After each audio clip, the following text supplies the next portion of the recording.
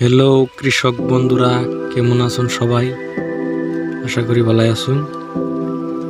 এই ক্ষেতটা দেখুন কি করে গাইজর বুনছে, পাতলা হয়েছে কতখান ঘন। এই ক্ষেতটা আসলে বুনছে এনের বুনে হেরে ডাবায় আল মারছে, নিচের তোলা গেছে গাছ কতখানি জ্বলাবার পায় নাই, আর কতখানি একবার বেশি জ্বলাইছে। গিয়ে এবিধে দেখতেছো না, এবিধে বেশি জ্বলাইছে আর এবিধে কম জ্বলাইছে, একবারে পাতলা। কতিকে আনে আর গাইজর বুনুন এই সিস্টেম বুন মান্য